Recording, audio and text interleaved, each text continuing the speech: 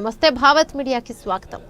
గడిచిన సంవత్సర కాలంలో రేవంత్ రెడ్డి సర్కార్ అభివృద్ధిని అటకెక్కించి ప్రభుత్వ స్థలాల నమ్మకానికి పెట్టి కోట్ల రూపాయల ప్రజాధనం వృధా చేస్తున్నారని ఎమ్మెల్యే మాధవరం కృష్ణారావు ఆగ్రహాన్ని వ్యక్తం చేశారు. కుకట్పల్లి కేపీహెచ్పీ కాలనీలో ఎన్నో సంవత్సరాలుగా ఉంటున్న వేణుగోపాల స్వామి ఆలయ మండపాన్ని హౌసింగ్ బోర్డు అధికారులు సీజ్ చేసిన విషయాన్ని తెలుసుకుని స్థానిక కార్పొరేటర్ మందడి శ్రీనివాసరావుతో కలిపి ఎమ్మెల్యే మాధవరం కృష్ణారావు వేణుగోపాల స్వామి ఆలయాన్ని పరిశీలించారు. అదేవిధంగా హౌసింగ్ బోర్డులోని జేహెచ్ఎంసీ ఆధీనంలో ఉండే రమ్య గ్రౌండ్ పార్క్ స్థలాన్ని సైతం హౌసింగ్ బోర్డు అధికారులు బోర్డులు పెట్టారు. ఎన్నో సంవత్సరాలుగా ఉంటున్న దేవాలయ మండపానికి ఎవరికీ చెప్పకుండా ఎలా సీజ్ చేస్తారని, కనీసం పంచనామా జరపకుండా ఆలయ సిబ్బందికి కమిటీకి చెప్పకుండా అధికారులు ఎలా సీజ్ చేస్తారో తెలపాలని డిమాండ్ చేశారు. ప్రభుత్వ ధోరణి మార్చుకోకపోతే ఈ నెల 24వ తారీఖున జరిగే వేలంపాటను అడ్డుకోవడానికి బీఆర్ఎస్ పార్టీ సిద్ధంగా ఉందని ఎమ్మెల్యే మాధవరం కృష్ణారావు ఆగ్రహాన్ని వ్యక్తం చేశారు.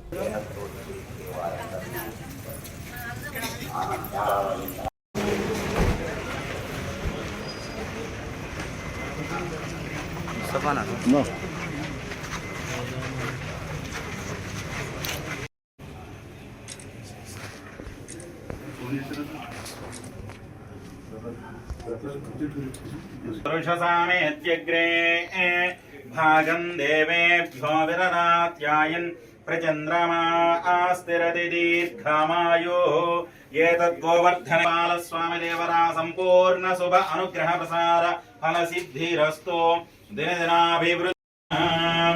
ओं वासुदेवाय नमः, ओं सनातनाय नमः, ओं वसुदेवात्मयाय नमः, फलसिद्धिरस्तु। ओं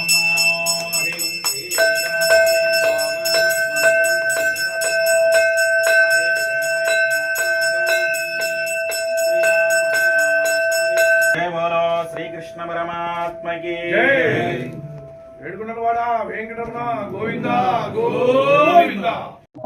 దత్తాత్రేయ గారు, నేను విజయరామారావు గారు మొట్టమొదటి దీన్ని ఫౌండేషన్ వేసాం. ఇంతకన్నా దుర్మార్గం ఏం కావాలి వాళ్ళు చెప్పు. చర్చ్ ఉండాలి, ఇదేం అని చెప్పండి. ఇది భగవంతుడికి సంబంధించింది. సీల్ చేసినప్పుడన్నా మీ విలేకరులను పిలిపించి ఈ రకంగా సీల్ చేస్తున్నామని చెప్పాలి. ఎవరు సీల్ చేసిందో కూడా తెలియని పరిస్థితి. పంచనామా లేదు, ఏది లేదు. వాళ్ళు ఇష్టం వచ్చారు, జబరా గుద్దీరు పోయారు. పంచనామా చేయాలి, పోలీసుకి దగ్గర పిలవాలి, పక్కన అసోసియేషన్ పిలవాలి, గుడస్థలం పిలవాలి, మీ ప్రెస్ సమక్షంలో సీల్ చేయాలి. సీల్ చేసి పడేశారు. ఇది మన జరుగుతున్నది. హైదరాబాద్ నగరంలో జరుగుతున్న ఈ కాంగ్రెస్ పరిపాలన చేస్తున్న దొంగల పరిపాలనలో ఏ రకంగా జరుగుతుందో చూడండి మీరు. అందుగురించే డిమాండ్ చేస్తా ఉన్నాం మేము కూడా. ఏదైతే 10 మందిని మా పార్టీ నుంచి మీరు తీసుకురో ఒక్కసారి వాళ్ళకి రిజైన్ చేపించి డిస్క్వాలిఫై చేయించి ఒక్కసారి ఎలక్షన్కి పోతే ప్రజలు తగిన గుణపాఠం చెప్తారు. ఈ కాంగ్రెస్ పార్టీకి ఖచ్చితంగా ప్రజలను వాళ్ళని ఎంతో ఏడిపిస్తా ఉన్నారు కాబట్టి ప్రజలు ఖచ్చితంగా మీకు గుణపాఠం చెప్తారని చెప్పి హెచ్చరిస్తా ఉన్నారు.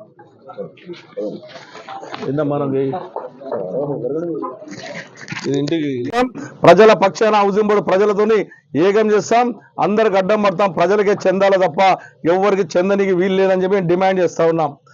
ఈ రోజున ఇటువంటి ఒక దేవుడి గుడిని కూడా మీరు ఈ రకమైనట్టుగా సీల్ చేశారు. పక్కకున్న 5th ఫేజ్ లో 1375 గజాలు అఫీషియల్ గా గవర్నమెంట్ హౌసింగ్ బోర్డు అధికారులు చర్చకి ఇచ్చారు. 1375 గజాలు, దాన్ని కూడా ఇలా కాంపౌండ్ కట్టి మీరు బోర్డు పెట్టారు. ఆ రోజు మసీదుకు కానీ గుడికి కానీ చర్చికి కానీ ఇవ్వాల్సిన అవసరం ఉంటే ఆ భాగంలోనే ఆ రోజున మేము 99లో మసీదుకి ఇచ్చాం, చర్చికి ఇచ్చాం, అదేవిధంగా గుడికి ఇచ్చాం.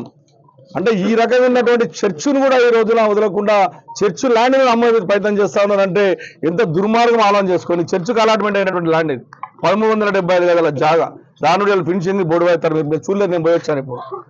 కాబట్టి ఏది కూడా మీరు అమ్మే ప్రయత్నం చేస్తే, ప్రజల సొత్తును అమ్మే ప్రయత్నం చేస్తే ఖచ్చితంగా ప్రజల పక్షాన్ని నిలబడతాం. మేము హౌసింగ్ బోర్డులో మేము ఉన్నప్పుడు బ్రహ్మాండమైన డెవలప్మెంట్ చేశాం, ఎన్నో అభివృద్ధి కార్యక్రమాలు చేశాం, పార్కులు డెవలప్ చేశాం. అదేవిధంగా 35 ఎకరాల ల్యాండ్ను హౌసింగ్ బోర్డు సంబంధించిన ల్యాండ్ ఉన్న ప్రజల కోరిక మేకర్ హ్యాండ్ ఓవర్ చేశాం. ఎక్కడ గజం జాగమ్మలేం, వీళ్ళని అమ్మనీయం. ఈ రోజు 10-20 గజాలు అమ్మే ప్రయత్నం చేస్తున్నారు, మళ్ళీ రోజు వచ్చి మొత్తం అమ్మే ప్రయత్నం చేస్తారు. ఏమంటే హైదరాబాద్ నగరం ఉన్నటువంటి ల్యాండ్స్ అని ఎమిటీస్ ల్యాండ్లు అమ్మేసి దోసుక తిందామని చూస్తూ ఉన్నారు. కాబట్టి గవర్నమెంట్ కూడా హెచ్చరిస్తా ఉన్నాను, దయచేసి హౌసింగ్ బోర్డు అర్రాస్ పెట్టినటువంటి ఇంకా తీసుకోండి. అక్కడ ఎవరి ఇంటి ముందు ఉన్నదో వాళ్ళకే జీవో 6 ప్రకారం వాళ్ళకి అలాట్ చేయండి. అలాట్ కూడా 27,000 రూపాయల గజం ఉంది కాబట్టి 27,000కే గజం అలాట్ చేయాలని చెప్పి నేను డిమాండ్ చేస్తా ఉన్నాం. 1,25,000 ఈ రోజున నువ్వు పెట్టి నువ్వు అర్రాసి పెట్టి వాడు ఏ రకంగా తెచ్చి కడతాడు, అది కూడా వైట్ అమౌంట్. నిరుపేదలు ఉన్నారు, ఇంటి ముందు ఇలా 10 గజాలు 5 గజాలు 6 గజాలు ఇంటి ముందు ఉంటే ఆ ఇంటి వానికి హక్కు ఉండాలి తప్ప బయట వస్తే కొనే ప్రసక్తి లేదని చెప్పి మేము అడ్డం పడతాం. మనల్ని ఏడుకోయిన అవసరమైతే మనం జైలేసినా సిద్ధపడతాం తప్ప ప్రజల పక్షాన్ని నిలబడతామని చెప్పి మేము డిమాండ్ చేస్తా ఉన్నాం. మీరు చూస్తా ఉన్నారు కేపీహెచ్బి కాలనీలో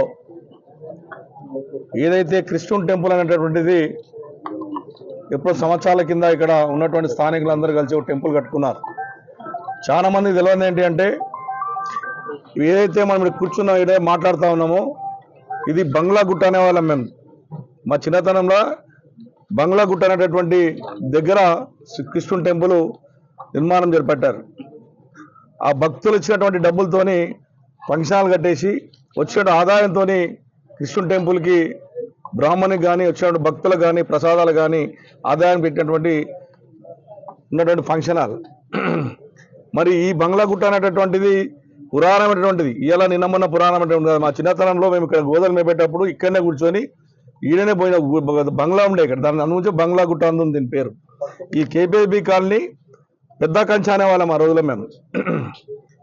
సుమారుగా 1400-1500 ఎకరాల ల్యాండ్ గవర్నమెంట్ హౌసింగ్ బోర్డు వారు మన కొనుక్కొని లేఅవుట్ చేసింది. మొత్తం ఉన్నటువంటి హౌసింగ్ బోర్డు నేషనల్ లెవెల్లో భారతదేశంలో పెద్ద హౌసింగ్ బోర్డు ఉందంటే ఆ హౌసింగ్ బోర్డు ల్యాండ్. దాని తర్వాత అమ్ముకుంటూ వస్తూ ఇప్పుడున్నటువంటి గవర్నమెంట్ గతంలో 10 సంవత్సరాలు మేము పరిపాలించిన టీఆర్ఎస్ పార్టీ పరిపాలించిన ఎక్కడ కూడా ఇంచి కూడా అది అమ్మకుండా పక్కకున్నటువంటి సుష్మా పక్కకున్నటువంటి 24 ఎకరాలు ప్రైవేట్ వాళ్ళకు హైకోర్టులో వాళ్ళు గెలిస్తే సుప్రీంకోర్టు దాకా వెళ్ళి కేసీఆర్ గారు 24 ఎకరాల ల్యాండ్ సుప్రీంలో గెలిపించి హౌసింగ్ బోర్డుకి హ్యాండర్ చేయించేదానికి ప్రయత్నం చేశాము. అదేవిధంగా సుమారుగా 3rd ఫేజే కానీ 9th ఫేజే కానీ ఫస్ట్ ఫేజ్ 2nd ఫేజే కానీ అదేవిధంగా ఫస్ట్ రోడ్లో ఉన్నటువంటి 5 ఎకరాలే కానీ ఇవన్నీ కూడా ఆ రోజు టీఆర్ఎస్ పార్టీ ప్రభుత్వంలో హౌసింగ్ బోర్డు ల్యాండ్ అన్ని తీసుకొని ప్రజలకు అంకితం చేసి పార్కు డెవలప్ చేశాం.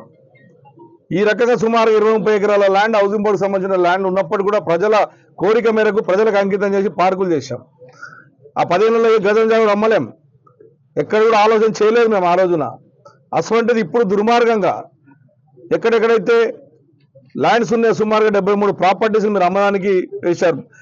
ఈనాళ్ళ ఒక యాడ్ ఇచ్చారు, మళ్ళీ నేను ఆంధ్రజ్యోతి చూస్తే మళ్ళీ తగ్గించి యాడ్ ఇచ్చారు. మీకే ఒక అవగాహన లేదు. 2 జీవో ప్రకారం 6 జీవో ప్రకారం ఎక్కడైతే పక్కకున్న ప్లాట్ వానికి చెందే విధంగా అతనికే అమ్మే విధంగా అది కూడా మార్కెట్ వాల్యూ ఇచ్చే విధంగా ఇవ్వాలి తప్ప 1,25,000 రూపాయలు పెట్టి ఎన్నో మోసం చేయడానికి హౌసింగ్ బోర్డు అధికారులు అదేవిధంగా మంత్రి గారు కూడా దీన్ని పూనుకుంటున్నాడు అని చెప్పి తెలియజేస్తా ఉన్నాను. అదేవిధంగా 15 పేస్ అనేటటువంటి ఏదైతే ఉందో హౌసింగ్ బోర్డు ఏదైతే ఉందో ఇవన్నీ కూడా జిహెచ్ఎంసీకి హ్యాండ్ ఓవర్ అయ్యాయి. జిహెచ్ఎంసీకి హ్యాండ్ ఓవర్ అయిన తర్వాత ప్రాపర్టీ జిహెచ్ఎంసీ ప్రాపర్టీ అయితే తప్ప హౌసింగ్ బోర్డు ప్రాపర్టీ కాదు. జీవో ప్రకారం మీరు హ్యాండ్ ఓవర్ చేసుకున్న తర్వాత ఏదైతే 3rd ఫేజ్ లో ఉన్నటువంటి రమ్మే గ్రౌండ్ ఏదైతే 3 ఎకరాల ల్యాండ్ ఉందో ఎమ్యూనిటీస్ ల్యాండ్ స్కూల్ ల్యాండ్ కానీ 25 నుంచి 30 సంవత్సరాల నుంచి ఈ రోజు ఆన్లైన్ మీద తీయండి. ఈ రోజు మీ విలేకరుడు విజ్ఞప్తి, ఈ రోజు ఆన్లైన్ చేసిన జిహెచ్ఎంసీ ఆన్లైన్ లో జిహెచ్ఎంసీ ఫీజు కట్టి అక్కడ ఏమైనా ఫంక్షన్ చేసుకోనికి అధికారం ఉంది. వాళ్ళే కాంపౌండ్ కట్టాలి, జిహెచ్ఎంసీ వాళ్ళే కాంపౌండ్ వాళ్ళు కట్టారు. అది కూడా నేను కలెక్టర్ ఛాన్సాలు చెప్పాను. ఇప్పుడున్న కలెక్టర్ రిక్వెస్ట్ చేశాను, అది మీకు హౌసింగ్ బోర్డుల ద్వారా మీరు తీసుకోండి స్కూల్ కట్టిద్దామని చెప్తే ఆ కలెక్టర్ పట్టించుకోడు. ఇవాళ అన్నింటిలో బోర్డులు వాతి భయబాధలు సృష్టించి హౌసింగ్ బోర్డుకు చెందేటటువంటి 10% ల్యాండ్ నేను డిమాండ్ చేస్తాను. హౌసింగ్ బోర్డు అధికారులను మంత్రి గారిని పొగులేటి శ్రీనివాస్ రెడ్డి గారిని డిమాండ్ చేస్తా ఉన్నాను. మా ప్రజలకు హౌసింగ్ బోర్డు ప్రజలకు 10% ల్యాండ్ ఇచ్చి 10% ల్యాండ్ ఇచ్చిన తర్వాతనే మీరు అర్రాసి పెట్టుకోండి. నా 10% ల్యాండ్ ఎక్కడున్నాయి, మా ప్రజలకు హక్కు 10% ల్యాండ్ మీరు అమ్మిన దాంట్లో 10% ల్యాండ్ ఏదైతే ఉందో ఆ 10% మా ప్రజలకు అంకితం చేసిన తర్వాతనే మీరు అమ్మమని చెప్పి నేను డిమాండ్ చేస్తా ఉన్నాను.